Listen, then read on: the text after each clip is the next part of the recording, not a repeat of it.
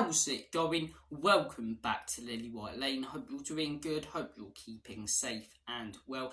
And in the words of Alan Partridge, hope you're having a really good Friday and start to your weekend, wherever you are in the world, and whatever you are planning to get up to today and over the rest of the weekend as a whole. The football and Tottenham Hotspur are back. The horrific and horrible international break is finally over, and sexy Ange football is back this Saturday as Spurs are set to take on Sheffield United at 3 o'clock. We'll talk a little bit more about that game later in today's video, but I want to start today's video off by congratulating two men who have had such a big impact at this football club, and two men who have got me excited as a Spurs fan again to watch our team play. Those two men have both been awarded today with Player of the Month and Manager of the Month. I'm talking about Ange Postecoglou and James Maddison. Let's start off by talking about Ange Postecoglou. Now, I understand for some viewers it might, get to a point where it's boring to talk about how good of a job Ange is doing, but I'd rather get bored of talking about how good of a job he's doing than consistently and constantly talking about how bad Spurs are and, is this manager messing up? Is this manager getting it wrong? Ange is getting absolutely everything right. And the reason it's becoming boring is because he's getting everything right. It's boring to talk about it so much because we're playing so well and everything's so positive around this football club. And I think you've got to look at the state of the club when Ange joined. We just finished 8th the season beforehand. 5 goals in 20 minutes against Newcastle, lost there, lost to Villa, lost 3-1 to Brentford. I think we lost something like 11, 12 games, which is a ridiculous amount for a team that was contended for Europe, let alone a team in the Champions League. In comes Ange Postecoglou when the fan base is divided, the players are, all messing about. There's a huge mess when it comes to the transfer window. He brings in some exciting young players, the likes of James Maddison, Destiny Udogie. I know he brought in Udogie the summer beforehand, but he brought him straight into the first team, gave him that chance, and he's excelling.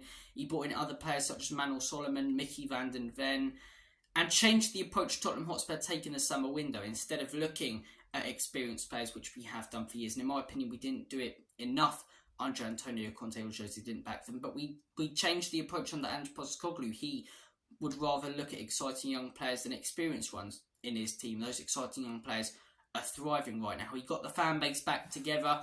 Our away fans are always good, but in these 3 away games, or 4 away games if you count the Carabao Cup game that we've seen Spurs playing so far this season, they've been better than ever in my opinion. And the home fan base as well, all together. And I think that's one of the big things that Ange Postecoglou has done that needed to be fixed, and it's a problem that has been fixed for the time being. I'm not saying it's completely fixed because it's Tottenham Hotspur and we always know things can go wrong, but the division in the fan base, when he came in, everyone was arguing with everyone. You look at the fan base now, you look at Spurs Twitter, Spurs YouTube, in the stadium.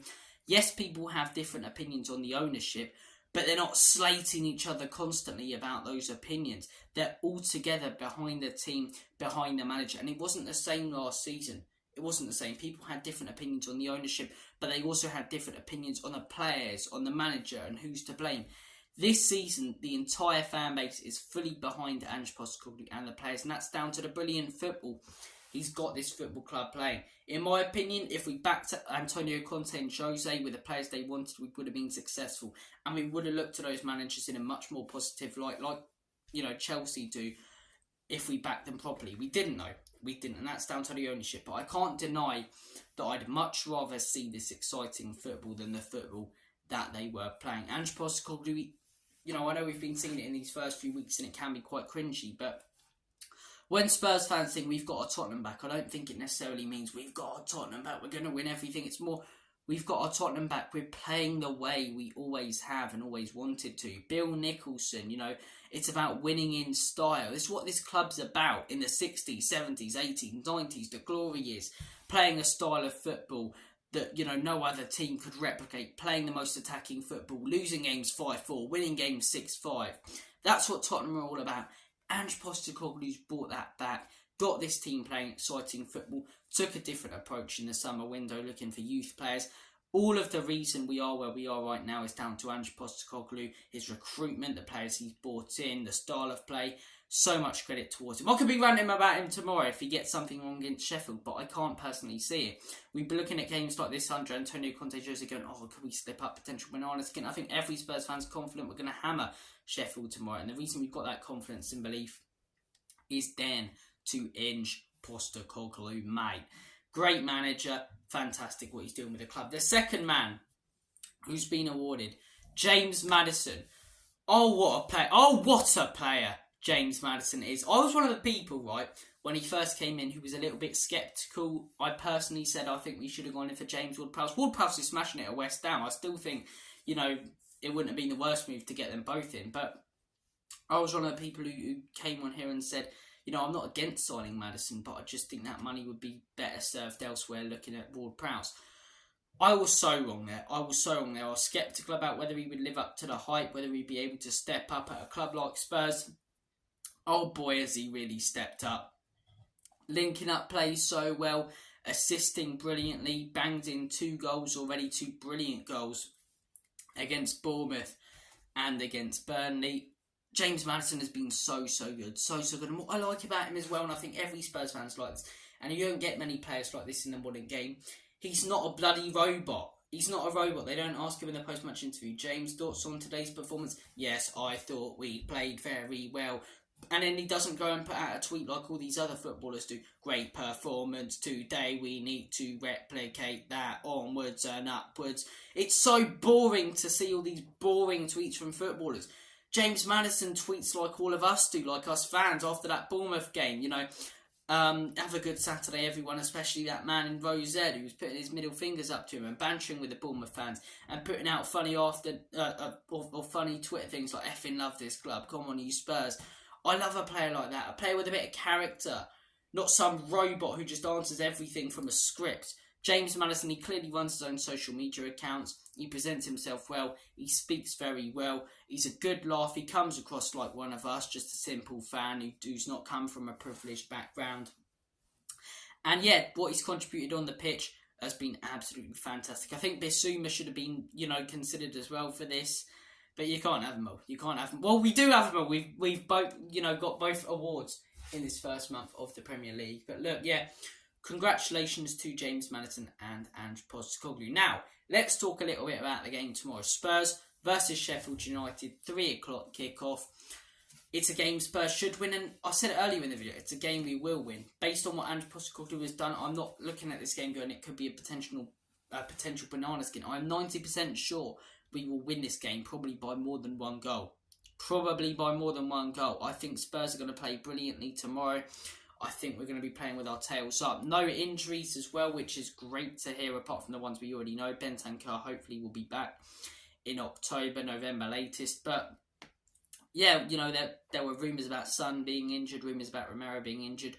Both are fine from what I can see in training and that, which is great to see. And yeah, I cannot wait. I cannot wait to watch Spurs tomorrow. It's a great feeling being buzzing to watch your club. I can't wait to watch us tomorrow.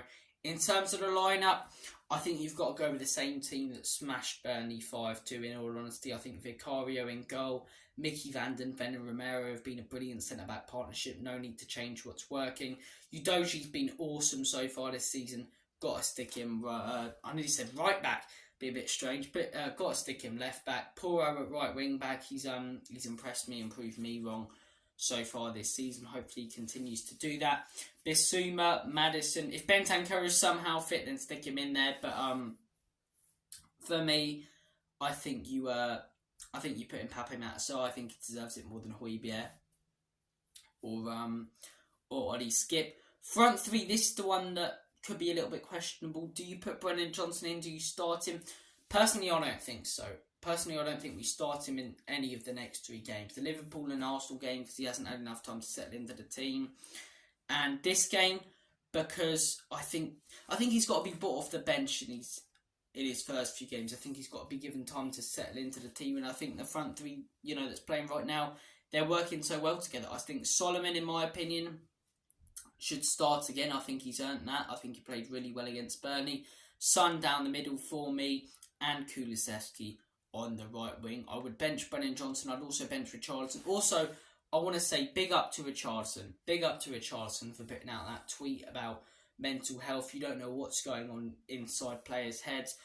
If he, I understand that. If he performs bad for Spurs and he keeps playing, of course I'm going to criticise him. Of course I'm going to criticise him. Of course I'm going to call him an idiot. And, if I say anything worse than that, then I don't mean it. It's purely out of emotion straight after the game. I try not to. I try to control that. I will criticise him if he keeps performing bad, which he has been so far this season. But I like the fact he's acknowledging that. He scored for Brazil in the week, which should do his confidence some good. Hopefully we bring him off the bench in the Sheffield game and, he bangs in a goal and gets some confidence. But personally, I wouldn't start him in the next 3, same as Brennan Johnson. I think Johnson's got to have time to settle into the squad, and Richarlison hasn't been good enough recently. He's got to, settle into the form, get his head right, and then hopefully we get the Richarlison that we signed from Everton. If we can get that player, he's not a world-class player, but he's a very good player who could contribute to the team. So look, lineup is the exact same for me. Thank you for watching this video. You guys have been awesome. Score prediction. Will Sheffield score? I don't think they will. I think home atmosphere will be brilliant. 3 o'clock kickoff. Everyone would have had some time to get some beers in. I think our defence is looking solid. Midfield's looking solid. Front three's looking solid. I'm going to say a big 4-0 Spurs win. Huge confidence booster heading into the North London derby. And next week is the big one. It's the big one. Thank you for watching this video. Take care of yourselves. All the best. God bless. You're all bloody legends. Make sure, if you haven't already, to abuse those like buttons. I'm not listening to what Rez says on Shelf Side about taking care of the buttons. Abuse them. Smash the like button. Smash the subscribe button. Give it a Tyson Fury right hook. And smash that notification bell so you'll be let know every single time we do upload on the channel. So hitting all of those buttons hugely helps us out on the Lily White Lane YouTube channel. Guys, I also want to hear, in terms of content on this channel, what type of stuff do you want to see? Comment down below if there's any content, any videos you want to see. I'll make them. I want to appease my fans. I want to, please the guys and make the content that you guys want to watch. And I don't want to be waffling about stuff you don't want to hear about. So comment down below if you have any video ideas you'd like me to look at. Should have the match reaction out tomorrow. Might be a little bit delayed. And yeah, looking forward to that match reaction tomorrow. We'll have reaction to that over the weekend. And then next week, all the build-up to the biggest, or one of, in my opinion, the second biggest league game of the season. First one is Arsenal at home. Second one is Arsenal away. If we beat Arsenal away, it's the biggest win we've had in years. But look, all the build-up to that next week. Thank you for watching. Take care. And as always, come on you Spurs. In Big Ange we trust. Enoch and Levy out.